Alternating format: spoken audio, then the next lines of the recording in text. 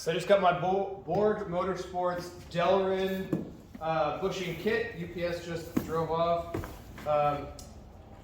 Borg Motorsports does have a lot better unboxing video for this, but I don't know if I'm going to include this in some other videos I have about this product, but we'll see. So you can tell my car's kind of torn apart, very dusty. It's been a long winter waiting for parts. This is one of those things I was waiting on. It's kind of delayed. Well, not kind of. It was delayed by like 2 weeks. But yeah, comes with some information, some stickers. I like the green. That is my car's theme. But yeah, this is the premium kit, I guess. The expensive premium style Delrin, and this is the offsite kit. I also got some spark plugs. But you can see on here that these are not centered. This is to allow them to be bolted in and allow for a lot more negative camber than what's available stock. Man, these just perfectly fit together. This is like the nicest styrofoam box setup for them. And they do the unboxing for this. It comes with all the drill and the tap for when you do it the offset. You have to tap it so that way it doesn't try to rotate.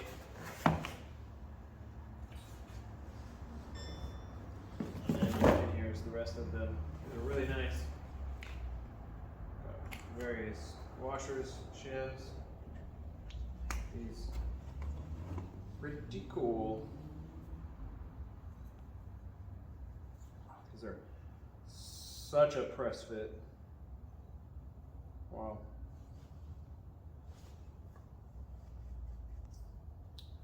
That is going to be just perfect fit.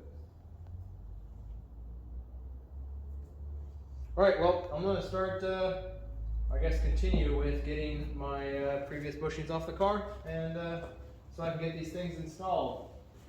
I've got 2 weeks to my first race, and my coilover kit doesn't show up till next week, so it's going to be a little bit of a mad dash to get all of this done.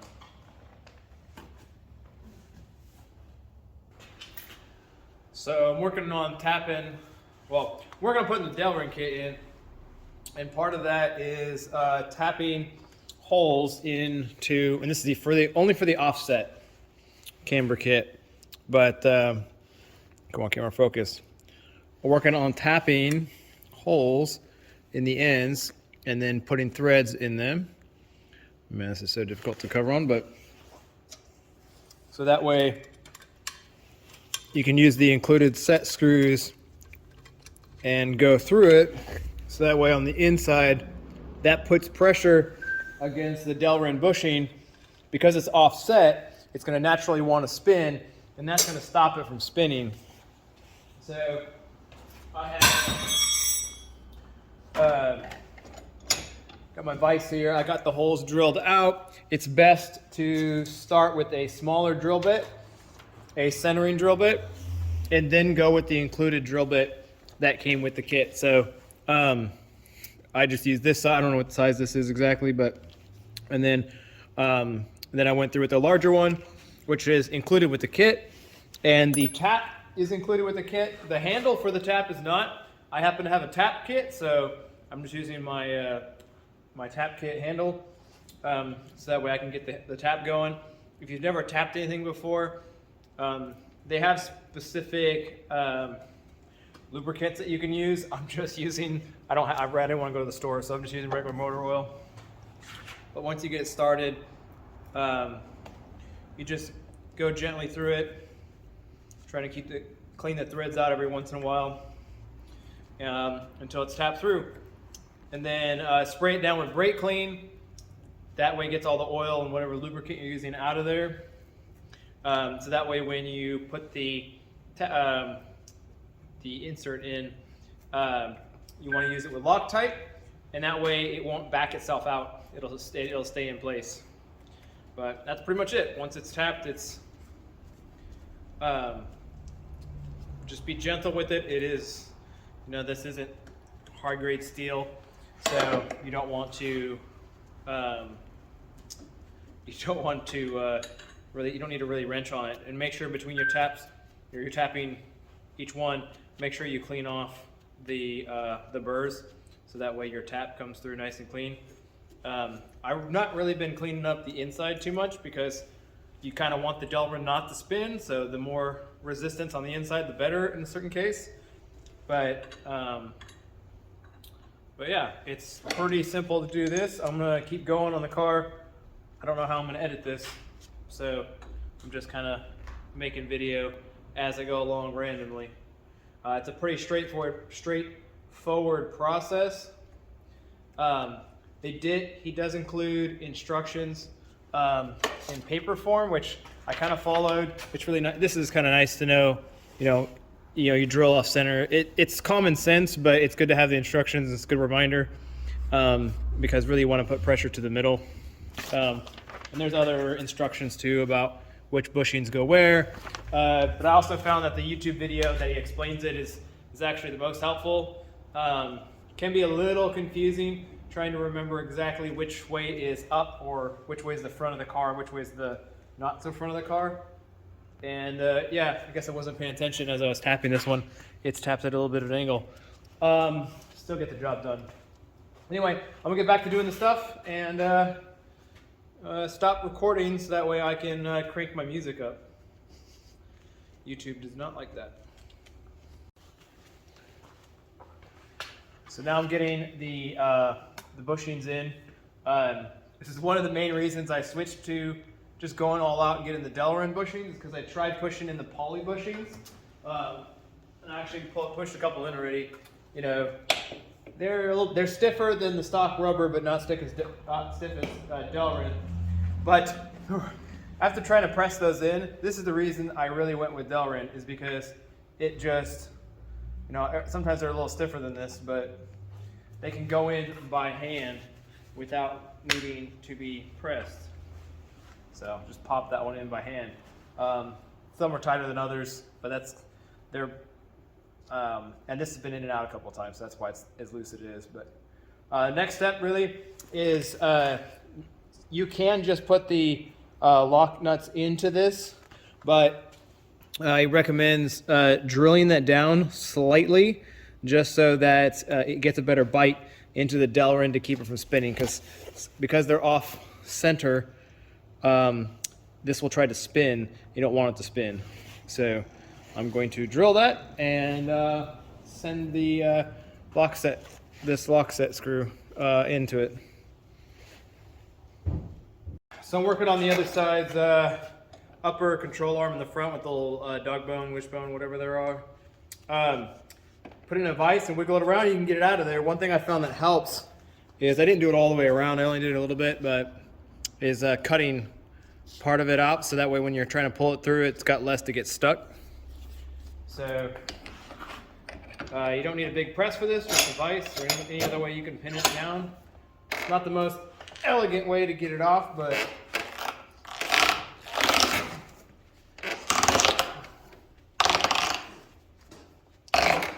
sure beats trying to use the press. Anyway, continue on.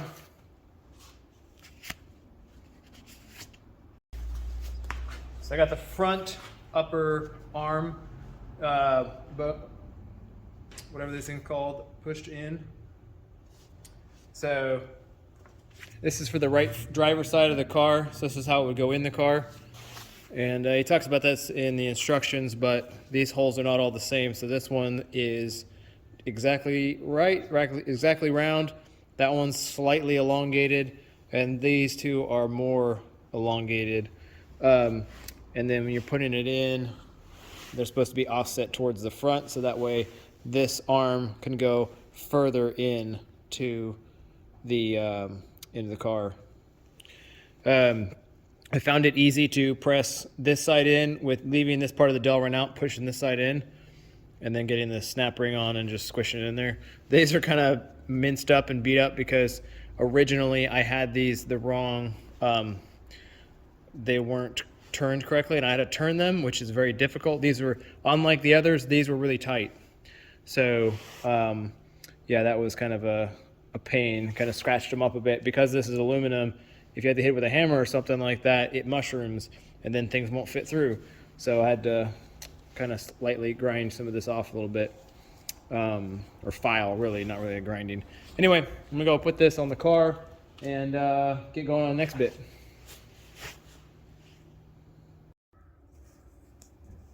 So I kind of failed at taking more video, but I basically got this thing all set up now. Got them all in, got them all adjusted. One thing I noticed, and I still got to work it out, I'm just finished putting the fronts in. I'm upgrading to Viking Crusader triple adjustable coilovers, and this is raised up right now because you can't really see, but I have a jack stand on it over there. When this is at full droop, this hits horribly. And I right now I have it in its full out most negative camber setting, so the bottom is pushed out as far as it can go, and on the inside is always all the way in, because that's how you get negative camber. The top is pulled in, but the geometry is messing with the coilover, and that's something I didn't think about when I was ordering this, or the coilovers. But yeah, it seems to work fine right now. This is about ride height, and there is some room in there, so if you're getting this off camber kit and you're running coilovers, that's something to really think about. I did not. On this side, there's quite a bit of room on the sway bar link here, but on the other side, it's very tight. But it seems to clear it at ride height or even more compressed. So I'll put the tire on here so you get an idea what this looks like, but that's quite a bit of camber. So I got my tire on there. I don't have the brake caliper on, but you can see just how much negative camber that is. It's really tucked in at the top. And these are 295s in the front, so not quite as wide as I want to go. I couldn't fit 315s up front quite yet, and I'm sticking with these Yokohamas, the AO52s. So I think now that I have this camber kit and everything, I can fit the 315s pretty easily, but looks pretty good. Anyway, I'm gonna get going. I still need to put the shocks in the back. You can see it's completely torn apart. And one thing I didn't realize when I was ordering this kit is the bushings for the shock mounts in the rear. That's not part of this kit. I thought it included those, but it doesn't. So now I gotta find the sleeve that I pushed out of that one and promptly got rid of several weeks ago when I was ordering all this, and then it was delayed for quite some time. Took quite some time to get this. But the other side, I didn't actually press it out, so it's still in there. And I do have poly bushings for those, but I don't have the sleeve, so that's gonna be fun. Anyway, that's this kit. I'm gonna get back to installing it and see how the rest of it goes, and get it to the alignment shop. It's really dark in there, you can't see. Anyway, time to get back to work. So I finished installing the rear. That all went together pretty nicely. Everything's in there really well. Like I said, I wish I knew that I needed this. If I would have just read and counted, there's 16 in the kit. That'd be 18 if we got those. Anyway, I ended up finding the sleeve. I didn't find the extra sleeve that I was missing. I found two shorter ones, cut them to the length I needed, welded them, grinded them down, and pushed one in. I ordered aluminum spherical bushings. I'll have a video on that at some point of switching those out, but I've got a race in 7 days and an alignment appointment in 4. And as you can see, the car is not on the wheels. But I got to get that done. Anyway, you'll see that these Borg Motorsports, and this is full negative camber right now. That front one is pushed all the way out. It does fit quite well. There's obviously some space issues, but everything does seem to fit fine. If you're gonna do coilovers on a C5, this black bar here, you can see kind of how it's mounted off center over there. This is a kit from After Dark Speed, this piece here, and that moves this over just enough to clear this. There's no way that would fit if you're using the stock bars. That's toe, bump steer and toe adjustment. Anyway, that's bumped out so it'll fit just nice. I got a video coming on that as well. See how that goes. But this side's done. The other side's done. Working on a bunch of other projects. I'm finishing putting up a spoiler on the back of this. Also a custom designed by After Dark Speed. I've got a video coming up on that. But so far, I'm gonna leave this video here. I'm gonna upload this, but Borg Motorsports, they had instructions that came with this too, but their video was great. So I really just watched the video. But Borg Motorsports was awesome. Lane, these were super delayed by like 3 weeks past when he said they would get them. But, you know, in these times, he got them to me. He offered to get them shipped faster. Really cool guy to work with. So special thanks to Lane. This is pretty great with him working with me on this. You know, I understand it was delayed, but that's life these days. And that was not his fault. It was a supplier of his. So I'm just glad I got them. They look great so far. I'll see how well they perform on my first event, and I'll be posting updates on them. So thanks for watching. Check back later for video on spoiler, the coilovers, the rear toe link kit, probably one on my secondary passenger seat that I sitting over there needs to be installed still, and a bunch of other things. But thanks for checking us out, and time for me to get back to work.